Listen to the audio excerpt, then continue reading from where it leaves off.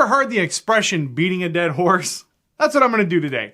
I'm going to beat a dead horse and make another video about the Pathfinder 2e core game mechanics and why I've reached the conclusion to quit playing the game. And I'm going to respond to all of the criticism that I received this week. Now, not everybody disagree with me, okay? And I am totally recognizing that. But even a few of my friends decided to jump on the bandwagon this week to dole out a little criticism for my opinion. Though, I want to point out that while there was plenty of criticism, I saw almost no contestation, no defense, no vindication of the system, evidence to the contrary, or rationalizations to counter the points I made over the illusion of choice specifically prevalent during combat. I mean, what I did here was a lot of empty words, okay, based in subjectivity severely lacking any pertinent information while making absurd assumptions about a campaign and a group of players that they literally have never seen and don't know anything about.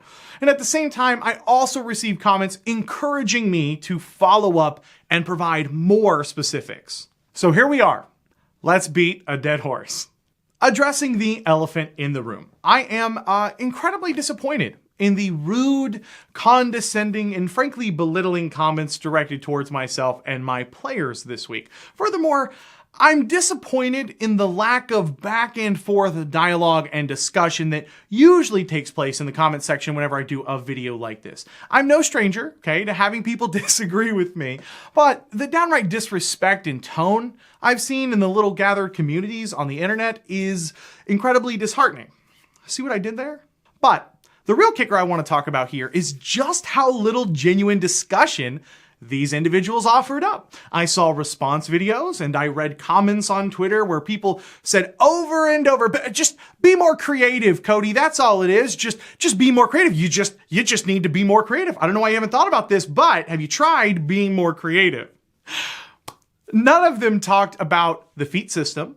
None of them talked about attacks of opportunity and the changes it has made in the core game mechanics for 2E. None of them talked about the stuff that I brought up with spells and spell slots and how their players downcast frequently.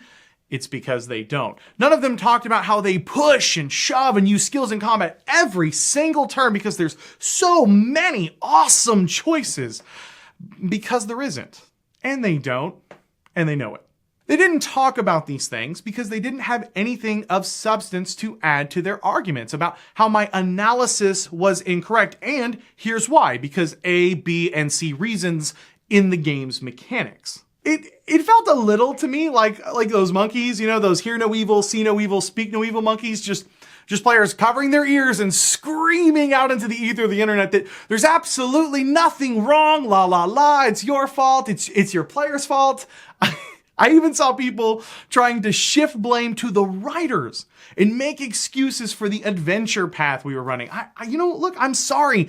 Is Amanda Hammond not a professional game designer? Is Eleanor Farron not a professional game designer?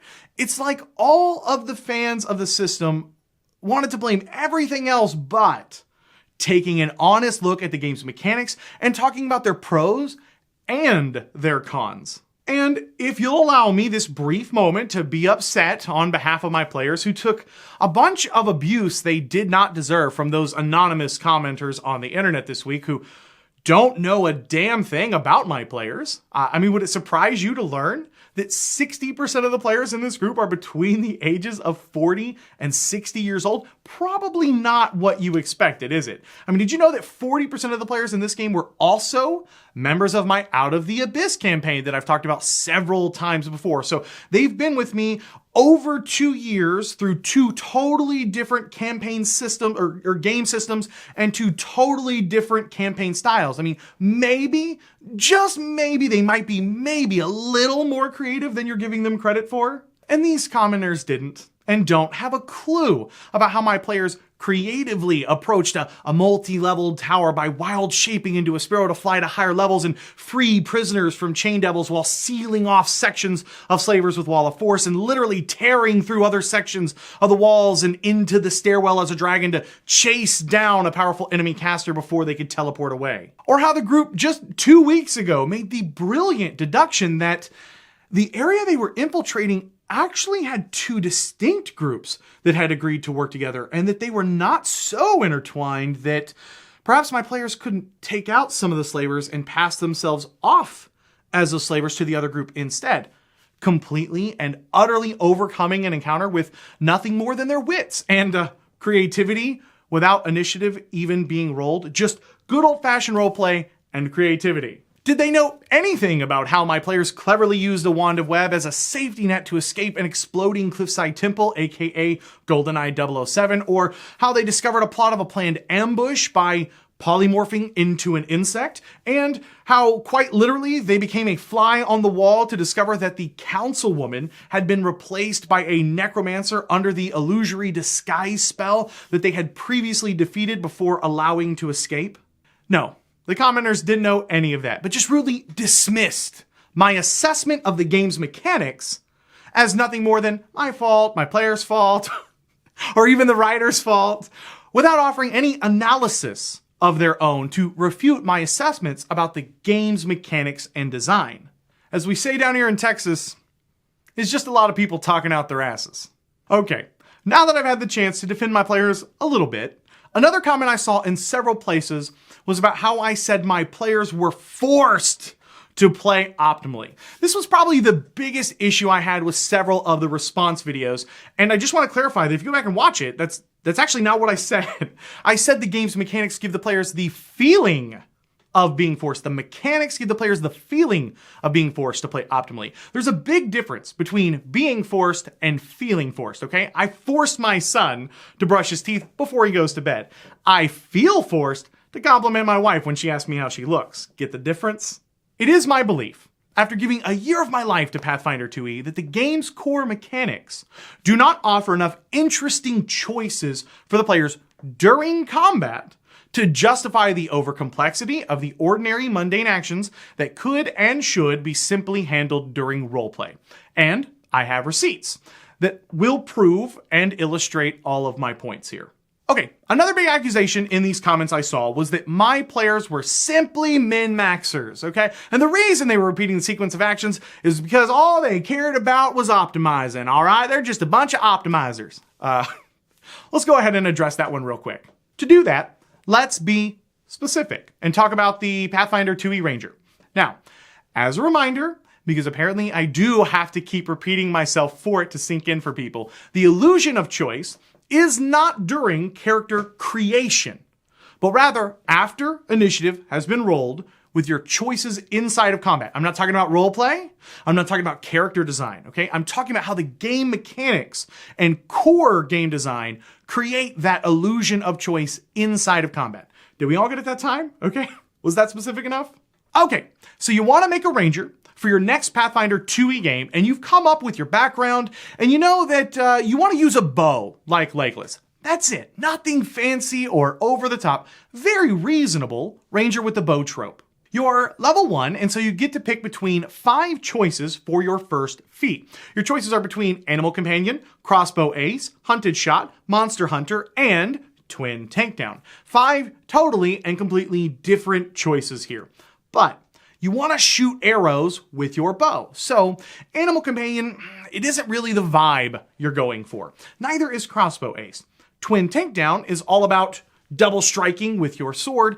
Hunted Shot lets you fire 2 arrows as one action, so probably pretty good. And Monster Hunter lets you point at something to briefly give your team a +1 to hit an enemy one time. So, you take Hunted Shot. Not super power gamey, okay? You took the one choice you had that helped your bow be a little better. That's all. Now, you also get 2 abilities at level 1 as part of your core class. Hunt Prey, which takes an action and gives you some bonuses to seeking out your opponent, and Hunter's Edge, which, when you fire arrows against your hunted prey, you get a bonus to your bow's damage if you choose the bow option here and not the sword option. I mean, the level of power gaming here is already insane, right? I mean, level 1, and we've already started down the path as those min-maxers. Next thing you know, if you're not careful, you'll be putting points into your dexterity score. Like, whoa, you're an unstoppable force of min-maxing optimization here, guys. You should slow down. So during those first few fights at level 1, you fought goblins, a fire elemental, which was pretty cool, an ill-intentioned wizard, and a huge flying bat. And for all of those, you hunt prey, hunted shot, and a third attack if you didn't have to move closer. For level 2, you skipped favorite terrain, hunter's aim, monster warden, because that's technically triggered off of monster hunter as though it were a pure feat tree, even though, many people said that those don't exist in this edition, and wild empathy to just take quick draw. And already, guys, wow, you are a power gamer dedicated to nothing more than DPR without any roleplay or any creativity, because you took the one bow feat at level 1, and at level 2 you thought maybe you could draw your bow quicker if things got bad for your group. Level 3, you take Hefty Hauler for your general feat because you think it fits well with your character's background of hunting large game and having to carry your kills back to be dressed. And for your third ranger feat at level 4, you snag up Far Shot, which is pretty weak, just increasing your arrow's distance, but it fits with that flavor of being a cool archer ranger pretty well, so you snag it up. Now, sarcasm aside, okay, let's put this ranger inside of a combat right now. Right now, let's throw it up against a flying CR8 Chimera in a mountain valley. Let's throw it up against a hidden away CR4 Mimic hiding in the master suite of an abandoned manor house. Let's throw the ranger and their party up against a pair of ghouls and a pair of ghasts that rise up defending a cavern entrance to a necromancer's lair. Your adrenaline's pumping, ranger. It's your turn. You have 3 actions. What do? In all of these fights, they hunt prey, hunted shot, and fire a third volley. The same thing they've been doing in every single combat situation since that first session. Assuming, of course, they don't have to escape from the Mimic's clutches first. I mean, can we spice up these combats even further by giving the players more things to engage with in their environments? Sure we can. But trying to point the finger at all 3 of these very different creature types and 3 very different environments is purposefully choosing to be contrary and avoiding the core issue end point. Even if temporarily altered by the enemies and combat scenes, if you will, the players will continue to push through the rotations of optimal actions whenever given the choice. And they do this without being power gamers or running the numbers real quick or being statisticians. They do this because it's what the game's core engine and mechanics nudge them to do. You have 3 actions. You hunt prey, hunted shot, fire off a third arrow if you don't need to use one of your actions to maybe move over a little bit. Fast forward the clock and look at level 10 and level 12, and I assure you, they'll still be doing the same thing. Hunt prey, hunted shot, fire off third arrow. So if you go back and you check out my podcast, I had a player who was playing a ranger, and within, I want to say 7 to 8 episodes, you will hear his rotation in combat. Every combat, it's the same rotation, and we played all the way from level 1 to level 16. For the ranger, it's hunt prey, hunted shot, throw in a third shot that usually misses. My druid... Was that the rotation your ranger used? Yeah, that's the exact rotation. Why? Because it's literally the best thing to do, which is no different than 5th edition, by the way. And I know that this is the exact point at which all the response videos will likely have paused to yell in disagreement because I use the phrase best thing to do here. But again, that's just their way of avoiding talking about the game's mechanics with trying to catch my thesis in that perfect gotcha moment.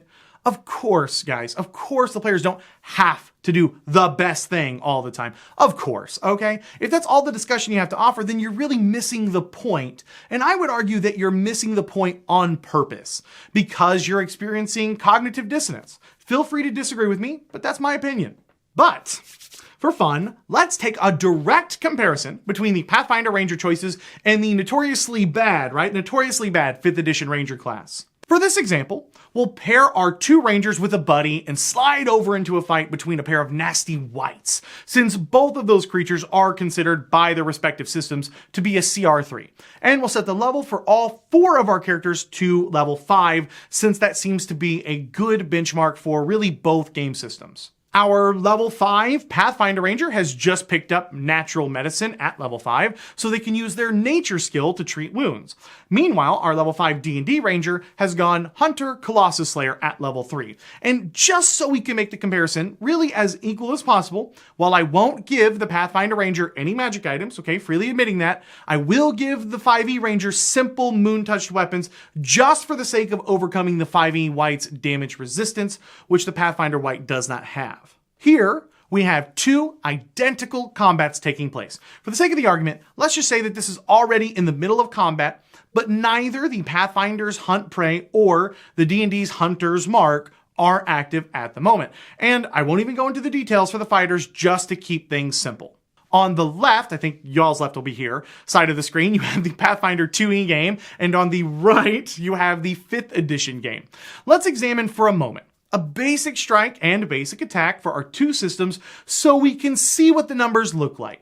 For our Pathfinder Ranger, they currently have 18 dexterity, which, after being moved to expert for martial weapons from the weapon expertise class feature, that gives them a plus 13 modifier at level 5 to hit with their longbow. The Pathfinder White, as listed on page 332 of the Pathfinder 2e Bestiary, has an 18 armor class, giving our Ranger a whopping 80% chance to hit, and because any result of 10 or more in excess of the target's AC turns our success into a critical success, we also have a 30% chance, which is to say rolling a 15 or higher, to land a critical against our White. Or to be more specific, we've got an 80% chance to hit with 30% of that number representing our odds of critting. Now, this doesn't tell 100% of the story because of how the multi-attack penalty works, but we'll get more into this here in just a moment. Looking at our 5e Ranger with a current dexterity score of 16, that gives us a plus 8 to hit after our proficiency mod and our archery fighting style. Turning to the White, as listed on page 300 in the D&D 5e Monster Manual, we see that our target has an AC of just 14, which gives our Ranger a 75% chance to score a hit, with 5% of that being our critical range. Now, let's slide back over to our Pathfinder Ranger as it's their turn. So what we're going to do here is go over a few different options based on the game's core mechanics and design that the Ranger might take, right? They might take as their set of actions. And for argument's sake, we're going to start off with the most obvious set of actions with Hunt Prey, Hunted Shot, Strike as our option 1 as a sort of baseline. Now, notice that I did not use the word best here, right? I replaced it with simply most obvious. Because I think when I used the word best in my last video, people tried to just really jump all over it in a very disingenuous way. Like, oh, he said best. He's a power gamer. We heard it. He said best. Good game, guys. Good game. We got him. He said best. We got him. Nothing to see here. Move along. Power gamer. That's all it is. So I'm replacing the word best here with most obvious set of actions. And I think it describes really what I'm talking about even better. It's the most obvious choice of actions. Okay, so option 1, they could Hunt Prey with their first action, triggering their Hunter's Edge. Then with their second action, they could, guess what? Hunted Shot and fire 2 shots, with the first as an 80% chance to hit and 30% chance to crit, triggering the Longbow's deadly trait, followed by your second shot as a 55% chance to connect and 5% chance to crit. And then with their third action, they could Strike, firing a third arrow with a 30% chance to connect and a 5% chance to crit. 30% of the time, on just that first shot alone, we're dealing an average of 23.5 points of damage or 24 points of damage, or in essence, roughly half of the White's average 50 hit points. A very effective choice that utilizes the first feat choice we made during character creation, right? Go figure. We picked a feat and we're using it. In addition, I've included a few more numbers up on the screen here for a frame of reference. Because of how the Hunter's Edge triggers only once a turn, I'm not going to go into the details of the full math, okay? You'll just have to take my word for it, or maybe not take my word for it, I guess. I don't know. Option 2. Let's say the Ranger has been shooting their bow a lot and wants to mix things up by moving up to engage White number 1 in melee combat to cut off and protect their fighter companion. For this, they'll stride up next to the White and then use Quick Draw to retrieve their melee weapon and strike as one action, and then strike with their third action. Assumingly, we'll just have to continue to hold our bow with our other hand, which is perfectly legal in the rules, and that's why we didn't need to stow it first or drop it. In this instance, I am assuming the ranger has a short sword equipped instead of a rapier for that versatile trait to deal slashing if need be. And because the short sword has the finesse trait, so they can use their dexterity modifier in place of that strength. That gives us a single attack at an 80% chance to connect with the same 30% crit chance as the bow's first strike. And guess what? A single attack at 55% chance to connect, with 5% of that being our critical range. This, of course, will also forego the Hunter's Edge bonus completely, so no additional D8 there. And of course, the Ranger won't be able to utilize their hunted shot feat on their following turn unless they reverse actions and retrieve and use their bow. This gives us an average output of 3.8 points of damage on the first attack and a 2.01 on the second with a strength score of 10, which is a decrease from our first option of a whopping 65% on average. If we were to compare the difference in the maximum potential damage, that's a drop of 69.3%. But that doesn't tell the whole story, because we should also consider that the Ranger is now engaged with the white. So they have, in essence, granted the white an additional action here, because prior to the Ranger's move, the white would have at minimum had to at least spend a single action striding to either the Ranger or over to the fighter.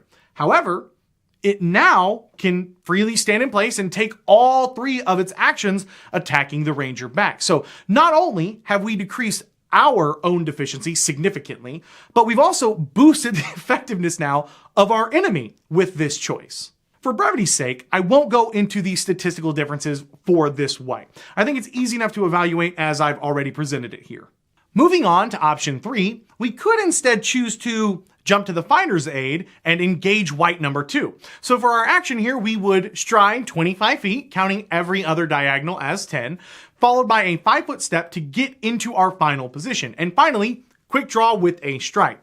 This is a slightly better option for us as it allows us to flank for our attack. So this time we have a drop in average damage of 70.3% and a drop in our maximum potential damage to the white of 84.6%.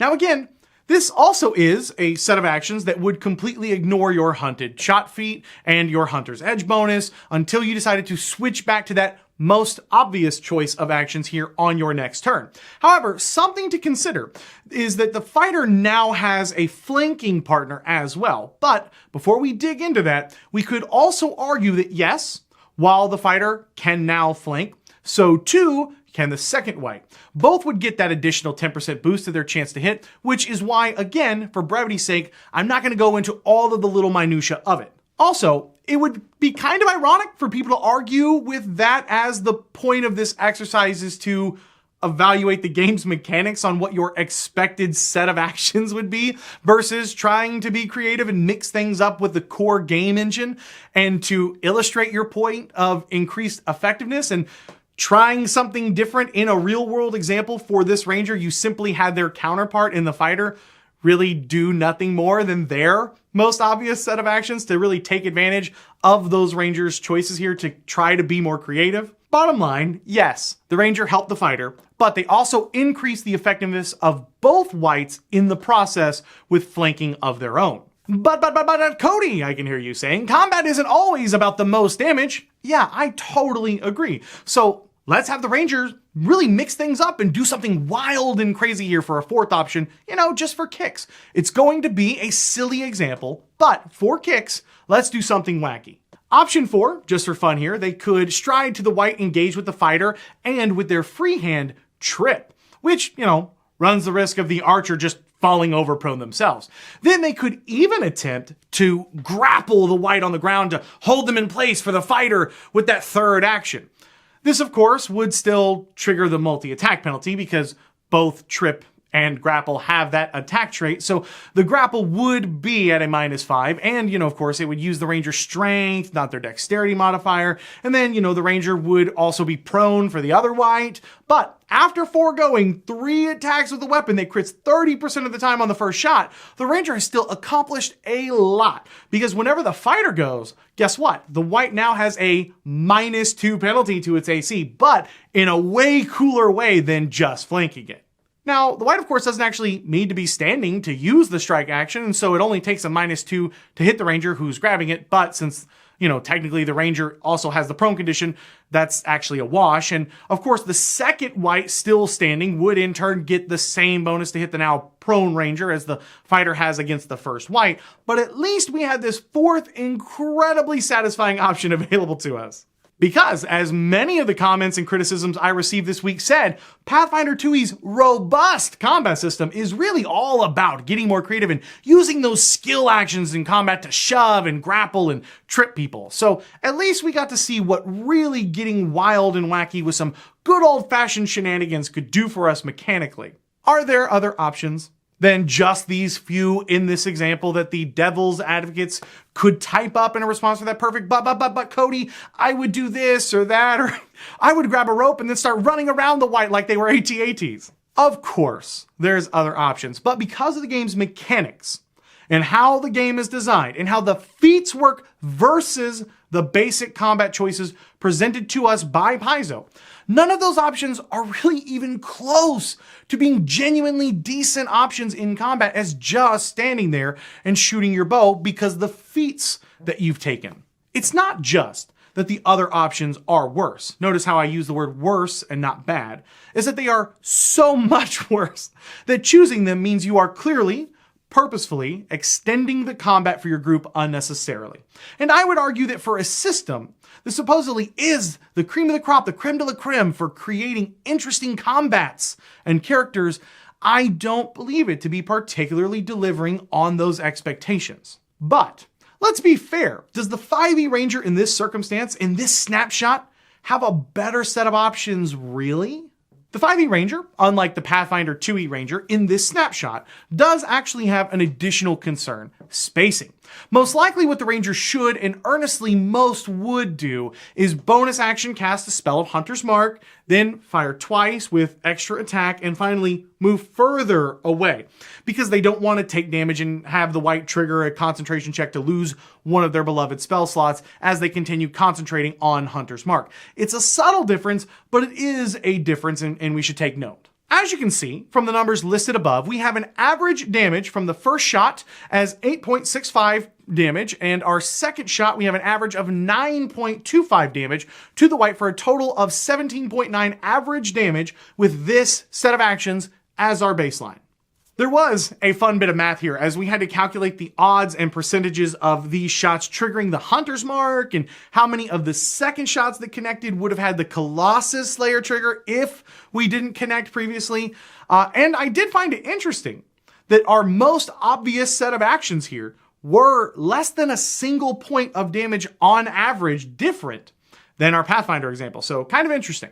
Keeping things as apples to apples as we can, for option 2, the Ranger could also move up, just like the Pathfinder Ranger, and engage with the first white in melee combat, which does have the interesting added effect that they, unlike our Pathfinder example, might dissuade the white from piling into the fighter's combat because the 5e Ranger could then trigger an opportunity attack. I mean, this is a subtle but nuanced difference in the core combat mechanics here that, of course, we should consider. Though, I will admit, I don't hold the disillusion that one tiny opportunity attack will earnestly affect a Dungeon Master's decision that much. It probably won't. Let's be fair to both systems here, okay? I'm not really saying that. So the question is wading into melee combat and foregoing our archer fighting style here really worth it? Well, based on the numbers, I have to say, shockingly, it might be. I 100% thought that the numbers here would be a lot closer to the Pathfinder numbers and thus prove my point. But they just flat out outperformed even my expectations, where we had a drop of 65% of average damage for our Pathfinder example. Here, we only have a 20.6% decrease from 17.9 average damage to 14.2. And what's more, our maximum potential damage only dropped 12% from 66 to 58, whereas we had a drop of 69.3% from our Pathfinder example. I mean, that's kind of crazy. A 12% drop for doing the exact same thing versus a 69% drop. I mean, that's significant. Also, we haven't even talked about the fact that unlike for our Pathfinder Ranger, our D&D 5e Ranger hasn't increased the efficiency for our white enemy at all, which should absolutely be taken into consideration here. Another option is to have the 5e Ranger pile into the fighter's white, drawing a short sword as part of their move action with their free hand and sliding in behind the white to trigger the flanking bonus for those games that include that variant rule, as really it's probably one of the most common variants in use. I mean, if you don't want to include the flanking bonus and you don't think it's fair that I did, then fine. The numbers are exactly the same as our previous example. But if they decided to flank, it gets really interesting here. For the first time, and spoiler alert, the only time, we actually see an increase in average damage as our average damage jumps from 17.9 to 19.9 for an increase of 11%. Our maximum damage, however, is still the same decrease as our previous option, falling 12%, as really nothing changes here for that. And again, just like the Pathfinder Ranger, we should consider that our Ranger has now also granted the fighter advantage from flanking as well. Though, since we didn't go into the details for the fighter in that example, we'll do the same here and simply say that it's already enough data for this topic and point at hand. Or finally, our 5e Ranger could do dumb and silly things just like the Pathfinder Ranger did, like running over to tackle the fighter's white to the ground as a fourth option. This would be done easily with a move and then the attack action, using the first attack to make a shove attack to push them prone onto the ground, and then the second action or extra attack to grapple. So just like the Pathfinder example, this gets a little fuzzy, but I believe in both examples, the GM would have no problems really letting the players fall prone as a free action as part of that grapple attempt. Again, this seems silly, and let's be candid, it totally is, but mechanically, what does it do? Well, first off, the white 100% still gets to attack the Ranger, just like the previous example for Pathfinder. And the sad part is that even though it's grappled and prone, because the Ranger is prone, the advantages and disadvantages would totally and completely cancel each other out, regardless of the fact that the white has disadvantages from two sources and only advantage from one source. But if the 10 intelligence white wanted to finish off a low hit point fighter, the white would still have to escape the grapple and use half their movement to stand, giving them no further action economy to still attack the fighter. This is a small but noticeable difference from the Pathfinder example. And ironically enough, even in this absurd example, the Ranger's choice still had more of an impact on their game than the Pathfinder would, as we still cannot discount the fighter's potential avoidance of the damage here, or the fact that they now have advantage, even if your table isn't using the variant advantage rules for flanking. They would get it from this white being prone now. Now, just because I find this interesting, let's look at one more example and say that the Pathfinder Ranger, that, hey, they did their hunt prey, they did their hunted shot and strike combo, and in turn, the 5e Ranger simply hunter's marked, attack, extra attack, without even using their movement.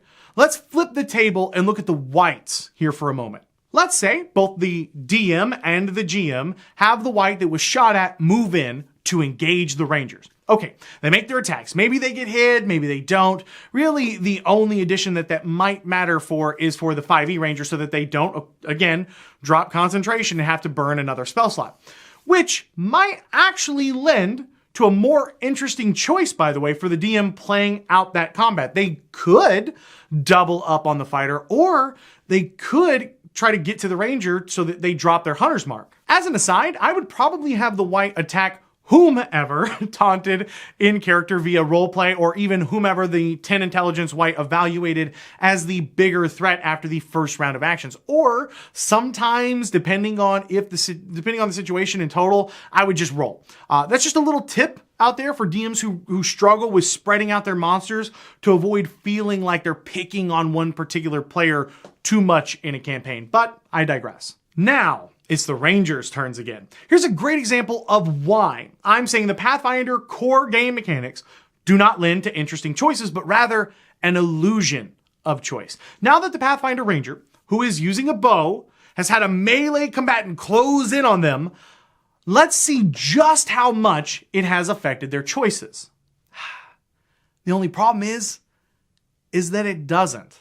Yes, you heard that right. The Pathfinder Ranger still can just stand there, firing now 4 arrows right into the face of the white, with that first arrow still having a 30% chance to drop half of the white's life total on average without any penalty. Literally, the Pathfinder Ranger's most obvious option is still to just stand there and try to finish off the white with hunted shot, strike, and then strike again.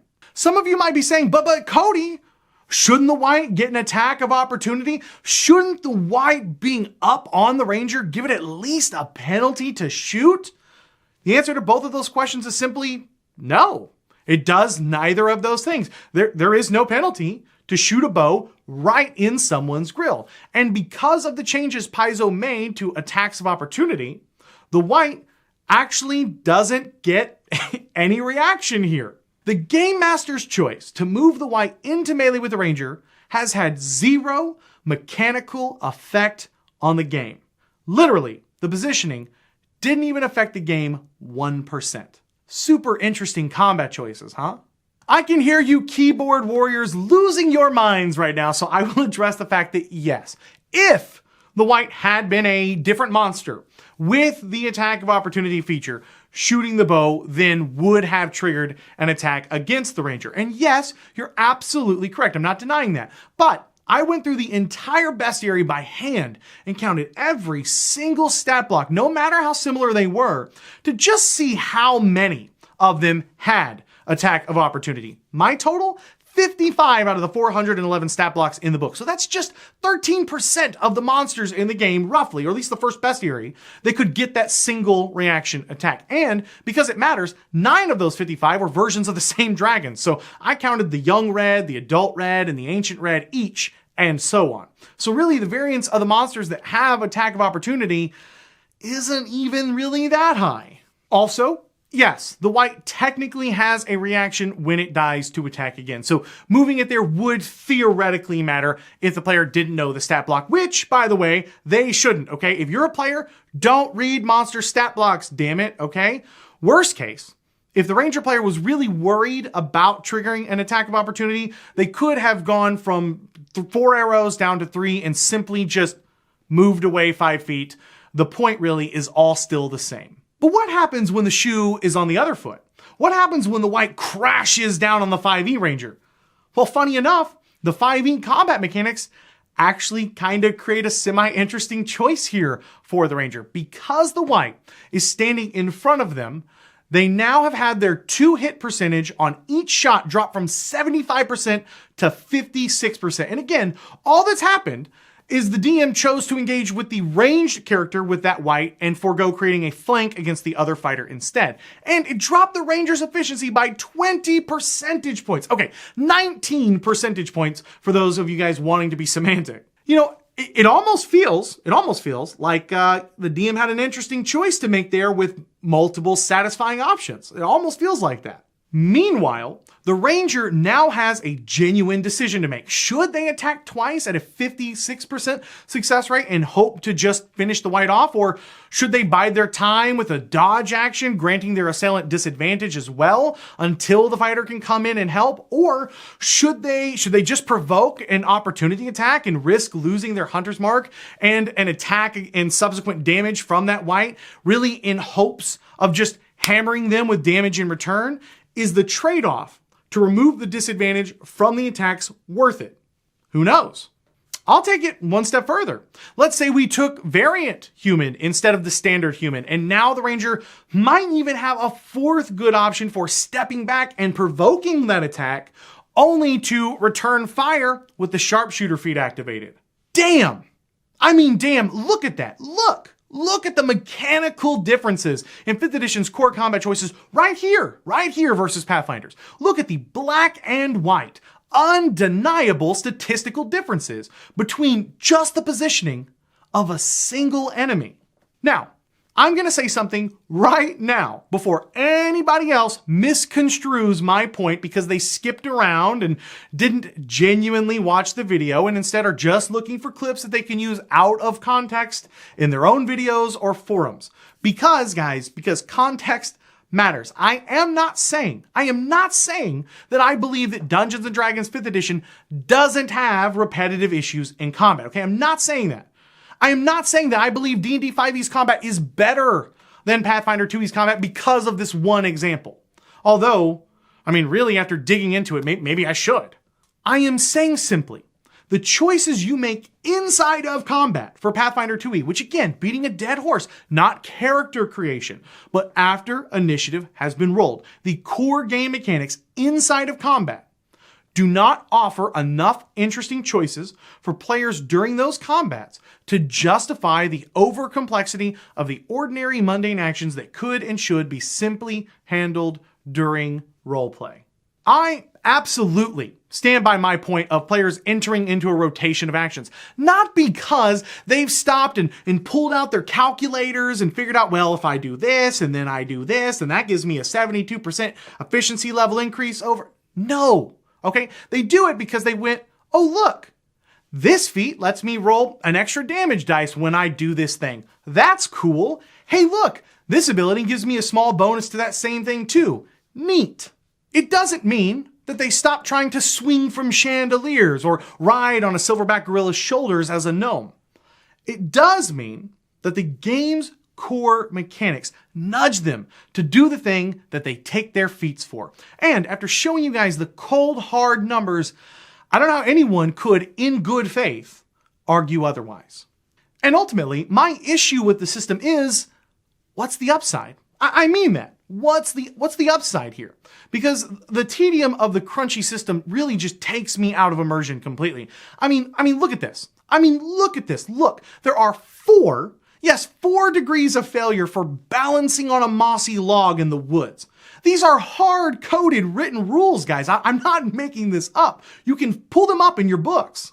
There are 3 degrees of successes and failure for squeezing. I mean that. There are hard-coded rules that the designers took the time to write out for making a request that have 4 possible different outcomes for the game master depending on how high the player's character rolls on a d20 versus the GM's DC. God forbid, guys, the GM in the group, just role play that. No. Pathfinder 2e needs hard-coded rules for making a request.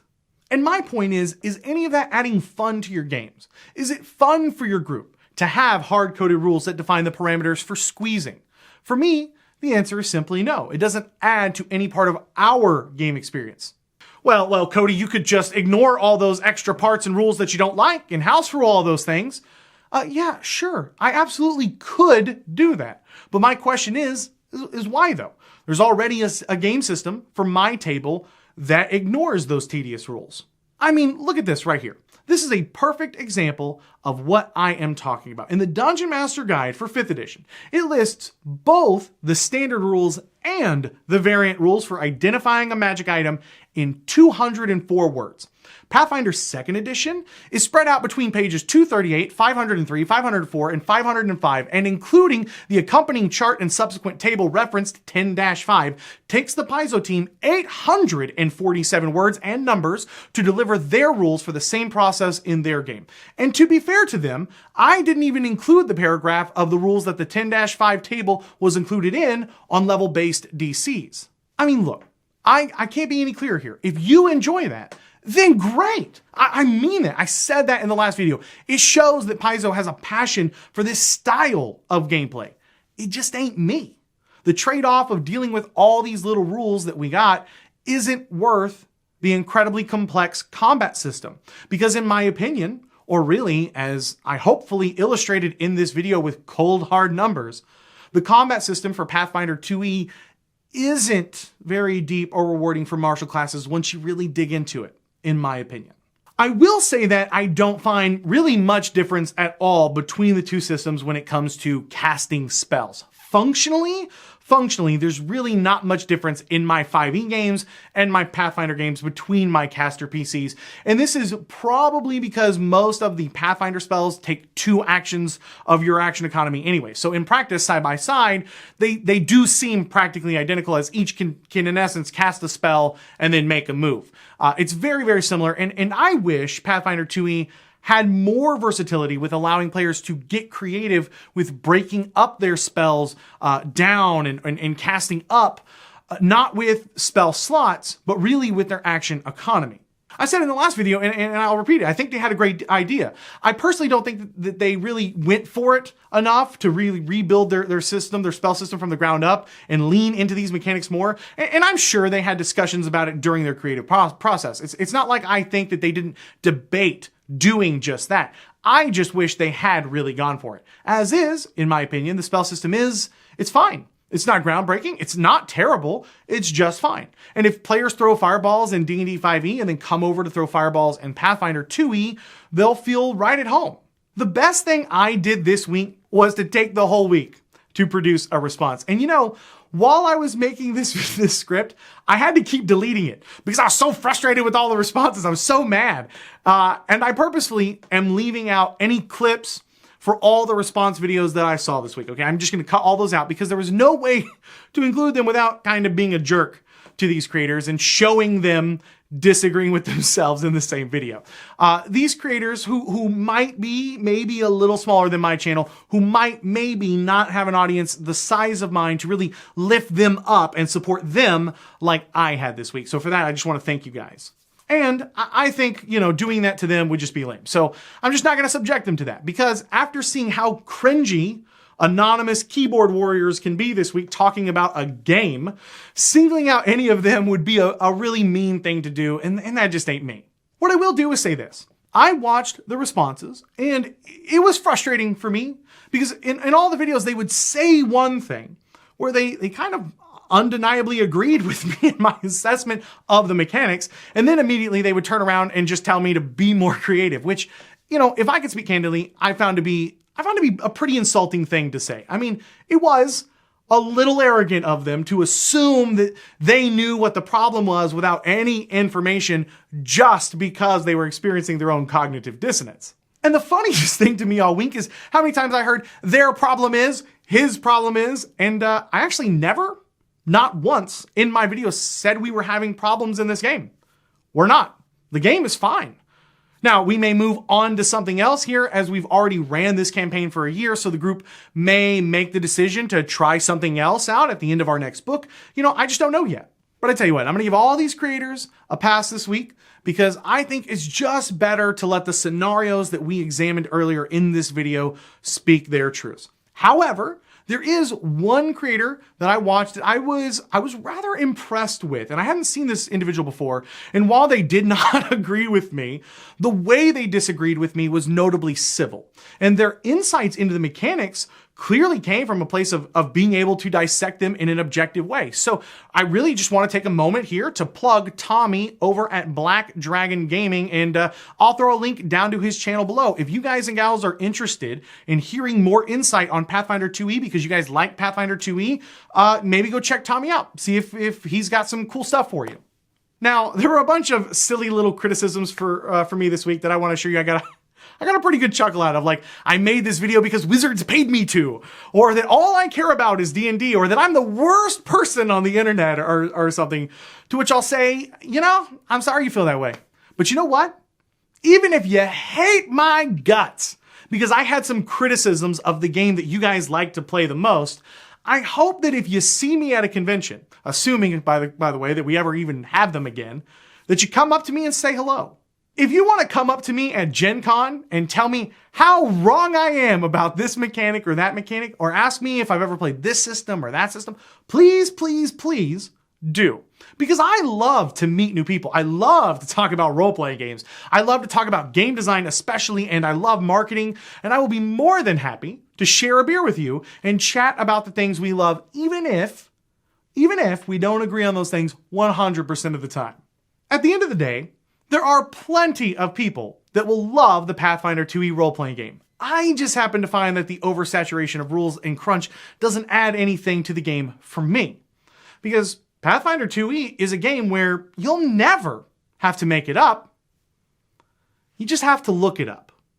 And for me, that's just not my preferred style of running a game. But it might be for you, and that's perfectly okay. I, of course, want to give a massive thank you to all the incredible patrons over at Welcome Adventures. Guys, thank you so much for all that you do. Thank you so much. I really appreciate all your support. It matters to me. It matters to my wife. And so for that, I just want to say thank you. If you guys enjoy what I do here and you want to support more content, maybe like this video, if you like this type of discussion, you want to support it, welcomeadventures.com is really a great way to do that. You can snag some extra rewards for yourself, like playing in a game with me, hopping in a one-on-one coaching session or meeting, or if you want to chat with me about the Pathfinder 2e rules and you want to chat with me personally about them, that's a great channel and place to do that at. Or if you want to snag the map included in today's video, you can do that over there as well. If this is your first time here, which I doubt this would probably be your first time here, but if it is, and you enjoy role-playing games as much as I do, I would love to have you subscribe. I put out videos on GM tips, player tips, tutorials, and more videos with discussion just like this. So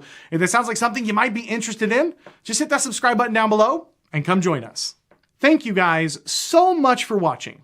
My name is Cody, and may your games be filled with awesome memories and even better friends.